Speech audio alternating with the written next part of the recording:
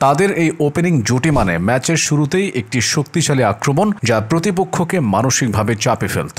মধ্যক্রমে দায়িত্ব নিতেন সাব্বির রহমান। সাব্বিরকে একসময় বলা হতো বাংলাদেশের ফিনিশার। চাপের মুহূর্তে দলের জন্য বড় ইনিংস খেলা, শেষ ওভারে ভালো ফিনিশ করা এবং কখনো কখনো ম্যাচের দিক ঘোরানো, এটি ছিল তার বিশেষতা। তিনি শুধু ব্যাটে নয়, বোলিং এবং ফিল্ডিং এ থেকেও দলের জন্য গুরুত্বপূর্ণ অবদান রাখতেন। সাব্বির মানসিক দৃঢ়তায় ভীষণ শক্ত। ম্যাচে চাপ থাকলেও নিজেকে এবং দলের মনোবল ধরে রাখার ক্ষমতা রাখতেন। নতুন পঞ্চপাণ্ডবের মূলে থাকতেন এমন একজন ক্রিকেটার যিনি দলকে শেষ পর্যন্ত সঠিক পথে নিয়ে যেতে পারতেন। এরপর আসেন নাসির হোসেন। বাংলাদেশের ক্রিকেটে একসময় তাকে বলা হতো ফিনিশার নাসির, যিনি ছিলেন এমন একজন ব্যাটসম্যান যিনি মাঝারি ও শেষ সময়ে দলের জন্য বড় অবদান রাখতে পারতেন। ব্যাট, বল এবং ফিল্ডিং তিন ক্ষেত্রেই তার কৌশল কার্যকর। নাসির চাপের মুহূর্তেও নিজেকে হারাতেন না, বরং দলকে পথ দেখাতেন। যে কোনো টুর্নামেন্টে তার অভিজ্ঞতা দলের জন্য বড় সহায়ক ছিল। তিনি হতেন সেই অলরাউন্ডার যিনি দলের খেলা ভারসাম্য বজায় রাখতে পারতেন। বোলিং আক্রমণের নেতৃত্ব নিতেন মুস্তাফিজুর রহমান। বাংলাদেশে তিনি ছিলেন cutter master. Death bowling, variation,